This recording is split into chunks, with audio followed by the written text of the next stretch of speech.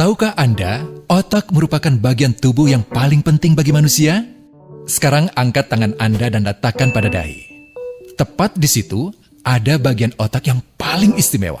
Bagian itu disebut prefrontal cortex atau disingkat PFC.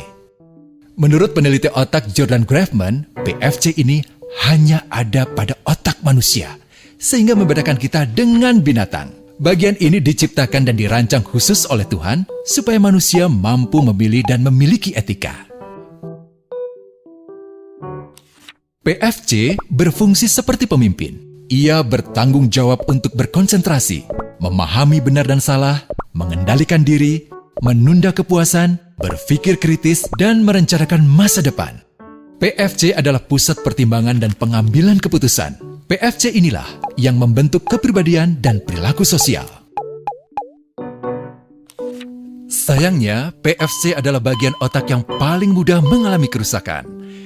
Jika PFC rusak, maka kepribadian orang bisa berubah. Rusaknya PFC bisa disebabkan oleh benturan fisik, bisa juga oleh zat kimia, seperti narkotika, psikotropika, dan zat adiktif atau nafsa. Dan ternyata penyebab paling merusak juga pornografi, yang disebut narkolema, narkotika lewat mata. Bagaimana pornografi mempengaruhi otak dan pikiran kita? Adi, remaja 12 tahun, melihat gambar di TV yang menjurus ke porno. Awalnya, ia merasa kaget dan jijik.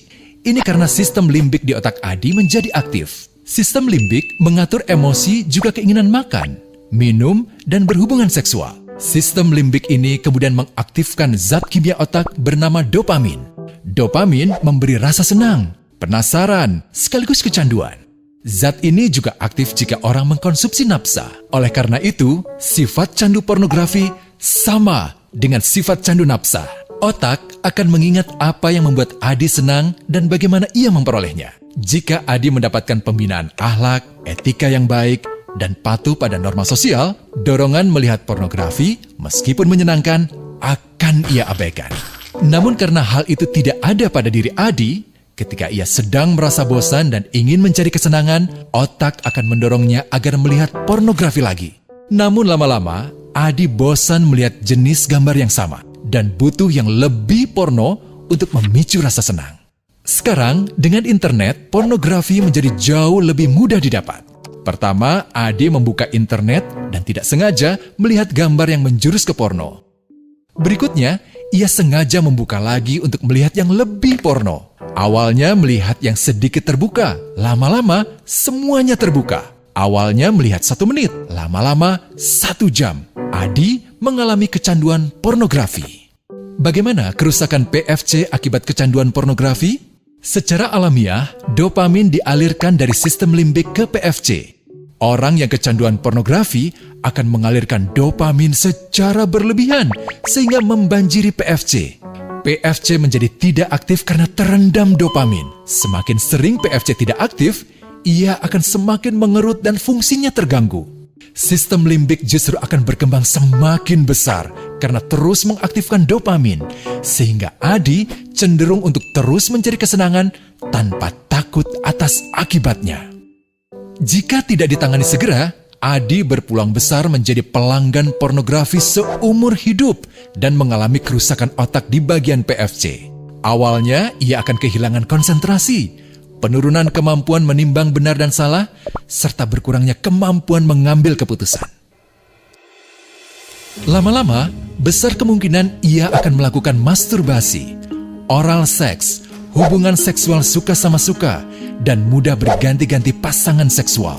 Pernikahan dianggap tidak penting, pasangan dianggap hanya sebagai objek seksual semata, cenderung merendahkan derajat dan kehormatan lawan jenis. Selera hubungan seksualnya pun tidak sehat dan seenaknya, kasar sampai tega memperkosa. Manusia jadi tidak ada bedanya dengan binatang. Inilah dampak yang terjadi akibat kerusakan PFC. Ahli bedah otak Donald Hilton Jr. mengatakan, jika difoto menggunakan alat magnetic resonance imaging, otak yang rusak akibat pornografi memperlihatkan hasil yang sama dengan otak yang rusak karena kecelakaan. Ia juga mengatakan, Berbeda dengan dampak nafsa yang merusak otak di 3 bagian, pecandu pornografi yang sudah melakukan hubungan seks dengan anak-anak mengalami kerusakan otak di 5 bagian. Terbukti, pornografi pada anak lebih bersifat merusak karena PFC belum matang dengan sempurna. Tapi untungnya, otak anak yang belum sempurna ini masih mudah dibentuk. Pengaruh pornografi bisa lebih mudah dihilangkan asal ada usaha untuk memulihkan dengan sabar, terutama oleh ayah ibu, keluarga, dan orang terdekat. Pelajari bagaimana mencegah dan menangani anak yang terkena pornografi. Mari lindungi generasi kita dari bencana pornografi dan kejahatan seksual.